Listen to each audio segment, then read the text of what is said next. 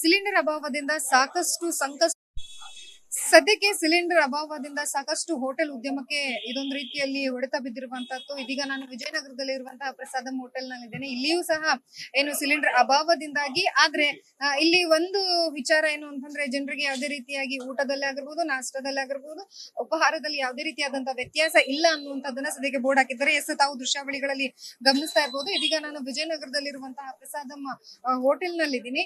ಇಲ್ಲಿ ಯಥಾವತ್ತಾಗಿ ಎಂದಿನಂತೆ ಇಲ್ಲಿ ಏನು ಬೆಳಗಿನ ಉಪಹಾರ ಆಗಿರ್ಬೋದು, ಜೊತೆಗೆ ಮಧ್ಯಾಹ್ನದ ತಿಂಡಿಗೆ ಮತ್ತೆ ರಾತ್ರಿ ಊಟಕ್ಕೂ ಸಹ ಎಲ್ಲ ರೀತಿಯಾದಂತಹ ವ್ಯವಸ್ಥೆಯನ್ನ ಸದ್ಯಕ್ಕೆ ಮಾಡ್ಕೊಂಡಿರುವಂತದ್ದು.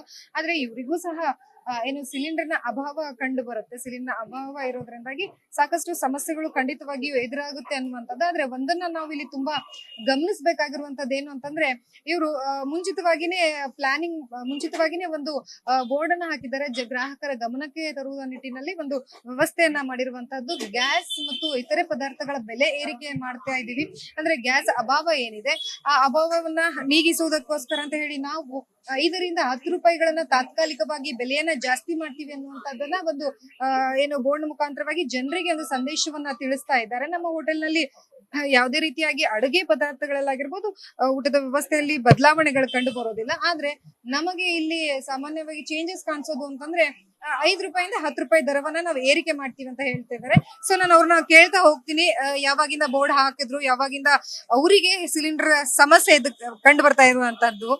ಸರ್, ಈಗ ಸದ್ಯಕ್ಕೆ ನಿಮ್ಗೆ ಯಾವ ರೀತಿಯಾಗಿ ಸಿಲಿಂಡರ್ ಸಮಸ್ಯೆ ಇದೆ? ಮೇಡಮ್, ಇದು ಪ್ರಸ್ತುತ ಎಲ್ಲರಿಗೂ ಗೊತ್ತಿದೆ. ನಿಮ್ಗೋಸ್ಕರ ಎಲ್ಲರಿಗೂ ಪ್ರಾಬ್ಲಮ್ ಆಗ್ತಾ ಇದೆ. ನಮ್ಗೆ ಆದ್ರೂ ರೀಸೆಂಟ್ ಆಗಿ ಓಪನ್ ಮಾಡಿ ಹೋಟೆಲ್ ಇಂದ ನಾವು ಮಾಡಕ್ ಆಗಲ್ಲ. ಆದ್ರಿಂದ ಯಾಕಂದ್ರೆ ಈಗ ಎಲ್ಲ ಅಡ್ಜಸ್ಟ್ ಮಾಡ್ಕೊಂಡು ಮಾಡ್ತಾ ಇದೀವಿ. ಸಿಲಿಂಡರ್ಗಳು ಕಮ್ಮಿ ಸಿಗ್ತಾ ಇದೆ. ಆದ್ರಿಂದ ಅಡ್ಜಸ್ಟ್ ಮಾಡ್ಕೊಂಡು ಎಲ್ಲದೂ ಗ್ರಾಹಕರಿಗೆ ಏನ್ ಸಿಗ್ಬೇಕೋ ಅದೆಲ್ಲ ಸಿಗ್ತಾ ಇದೆ. ಆಲ್ಮೋಸ್ಟ್ ಆಲ್ ಟ್ರೈ ಮಾಡ್ತಾ ಇದೀವಿ. ನಮ್ ಕಡೆಯಿಂದ ಏನು ಪ್ರಾಬ್ಲಮ್ ಬರಬಾರ್ದು ಅಂತ ನಾವು ಆಲ್ರೆಡಿ ಒಂದು ಪ್ರೈಸ್ ಸ್ವಲ್ಪ ರೈಸ್ ಮಾಡಿದೀವಿ. ಅದನ್ನು ಅಡ್ಜಸ್ಟ್ ಮಾಡ್ಕೋಬೇಕು. ಅದಕ್ಕೋಸ್ಕರ ನಾವು ಬೋರ್ಡ್ ಮೊನ್ನೆಯಿಂದಾನೇ ಹಾಕಿದೀವಿ. ಎಲ್ಲರಿಗೂ ಈ ರೀತಿಯಾಗಿ ಸಹಕರಿಸಬೇಕಂತ ನಾವು ಕೇಳ್ತಾ ಇದೀವಿ. ಸದ್ಯಕ್ಕೆ ಇಲ್ಲಿ ಬಂದಿರುವಂತ ಜನರು ಸರ್ ರೆಸ್ಪಾನ್ಸ್ ಹೇಗಿದೆ, ಏನ್ ಹೇಳ್ತಾ ಇದ್ದಾರೆ? ಏನು ಮತ್ತೆ ಎಲ್ಲರಿಗೂ ಹ್ಯಾಪಿ ಆಗಿದ್ದಾರೆ ಸರ್. ಮೇಡಮ್, 5 ರೂಪಾಯಿ ಭಾರಿ ಅಂತಲ್ಲ, ಬಟ್ ಹ್ಯಾಪಿ ಇದಾರೆ. ಬಟ್ ಕೆಲವ್ರು ಇರ್ತಾ ಏನು ಮಾಡೋದಿಲ್ಲ. ಚೆನ್ನಾಗಿ ನಡೀತಾ ಇದೆ, ನಮ್ಗೆ ತೊಂದರೆ ಇಲ್ಲ. ಬಟ್ ಆದ್ರೂ ಕಷ್ಟಪಟ್ಟು ಮಾಡ್ತಾ ಇದೀವಿ ಎಲ್ಲರೂ ಸೇರಿ. ಓಕೆ. ಸೊ ನೋಡಿದ್ರಲ್ಲ, ಒಟ್ಟಾರೆಯಾಗಿ ನಮಗೆ ಈ ರೀತಿಯಾಗಿ ನಾವು 2 ದಿನಗಳಿಂದ ಏನು ಜನರಿಗೆ ಒಂದು ಮಾಹಿತಿಯನ್ನ ನೀಡ್ತಾ ಇದೀವಿ. ನಮಗೆ ಸಮಸ್ಯೆ ಇರುವಂತಹದ್ದು ಜನರು ಬಂದವ್ರು ಕೇಳ್ತಾರೆ, ಒಂದಷ್ಟು ಜನ ಪರವಾಗಿಲ್ಲ ಅಂತಾರೆ, ಇನ್ನೊಂದಷ್ಟು ಜನ ನಮ್ಗೆ 5 ರೂಪಾಯಿ ಹೊರೆ ಆಗುತ್ತೆ ಅಂತ ಹೇಳ್ತಾರೆ. ಆದ್ರೆ ನಾವು ಯಾವುದೇ ರೀತಿಯಾದಂತಹ ಕಾಂಪ್ರಮೈಸ್ ಇಲ್ಲ. ಯಾಕಂತಂದ್ರೆ ರೀಸೆಂಟ್ ಆಗಿ ನಮ್ಮ ಹೋಟೆಲ್ ಅನ್ನ ಓಪನ್ ಮಾಡಿದೀವಿ. ನಾವು ಗ್ರಾಹಕರಿಗೆ ದಿನನಿತ್ಯ ಯಾವ ರೀತಿಯಾಗಿ ಅವರಿಗೆ ಸಹಕರಿಸ್ತಾ ಇದ್ವಿ, ಅದೇ ರೀತಿಯಾಗಿ ಈ ಬಾರಿಗೂ ಈಗಲೂ ಸಹ ನಾವು ಸಹಕರಿಸ್ತೀವಿ ಅನ್ನುವಂತ ಮಾತನ್ನ ಅವರು ಹೇಳಿರುವಂತದ್ದು. ಕ್ಯಾಮ್ರಾ ಪರ್ಸನ್ ವಿಶ್ವನಾಥ್ ಜೊತೆ ಲಕ್ಷ್ಮೀ ಬಾಗಲಕೋಟೆ, ಯಶವಂತ ನ್ಯೂಸ್, ಬೆಂಗಳೂರು.